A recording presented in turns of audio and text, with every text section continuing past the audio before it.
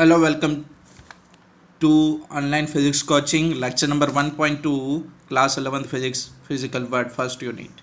Topics are fundamental forces gravitational, उनके अंदर एक आपका स्टडी करेंगे अभी आज ग्रेविटेशनल फोर्स. तो there are four type of fundamental forces: gravitational force, electromagnetic force, strong nuclear force and weak nuclear force. तो आज हमें बात करनी है ग्रेविटेशनल फोर्स के बारे में. समझ में आ कि नहीं? चलो तो डिस्कस करते हैं ग्रेविटेशनल फोर्स.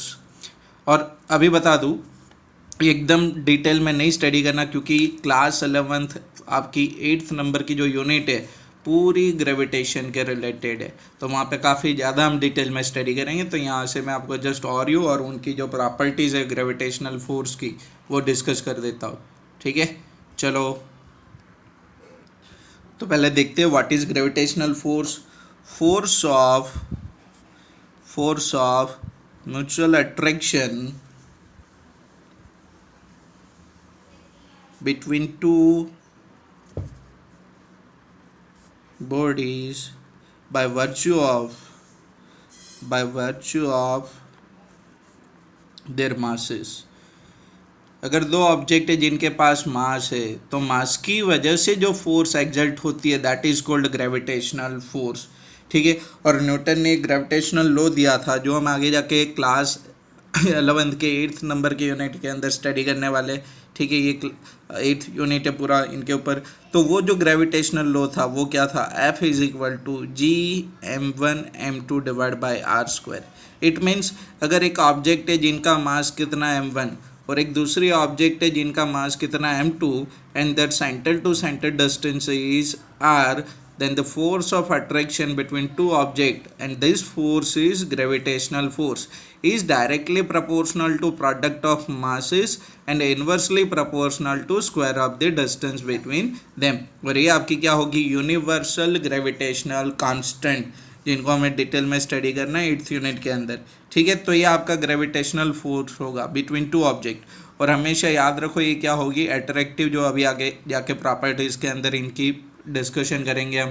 समझ में आया कि नहीं इतना? चलो तो properties of gravitational force. Next topic, properties of gravitational force. तो फर्स्ट प्रॉपर्टी ये आपकी अट्रैक्टिव फोर्स है और यूनिवर्सल फोर्स है.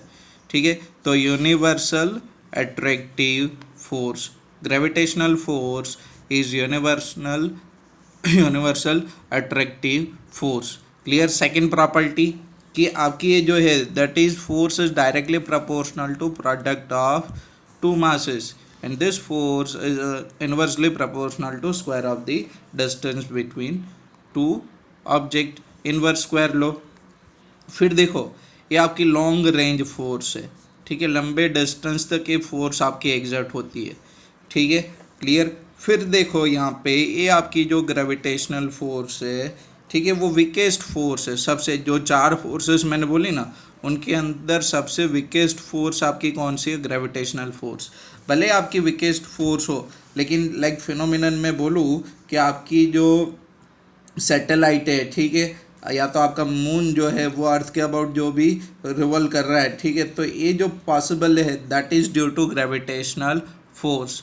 ठीक है, तो ये आपका भले वीकेस्ट फोर्स है लेकिन नेचर के अंदर इनका बड़ा रोल है. अगर आप कोई एक जगह पे खड़े रह पाते हो that is because of gravitational force. अगर आपकी ऑब्जेक्ट कोई ऊपर से नीचे आती है, ठीक है, towards the ground, that is due to gravitational force. Clear? तो भले वीकेस्ट फोर्स है लेकिन उनका सबसे ज़्यादा रोल है यहाँ पे. फिर ये सेंट्रल फोर्स है. जब भी एग्जर्ट होगा तो जो भी आपका पॉइंट मास होगा उनके सेंटर की ओर एग्जर्ट होगा. ठीक है, क्लियर?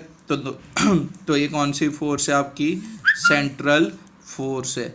फिर नेक्स्ट ये आपकी कंजर्वेटिव फोर्स है, मतलब कि इनका जो भी वर्क डन होगा वो पाथ से क्या होगा? इंडिपेंडेंट. देखो मैंने आपको बोला था ना कि ऐसी काफ़ी टर्म्स है जो आपको समझ में कब आएगा? जब आपका वो टॉपिक अगले यूनिट में कवर अप होगा. लाइक कंजर्वेटिव फोर्स, तो उनके ऊपर मेरा आधा लेक्चर होगा तो वहाँ पे आपको समझ में आएगा कि भाई व्हाट इज़ कंजर्वेटिव फोर्स.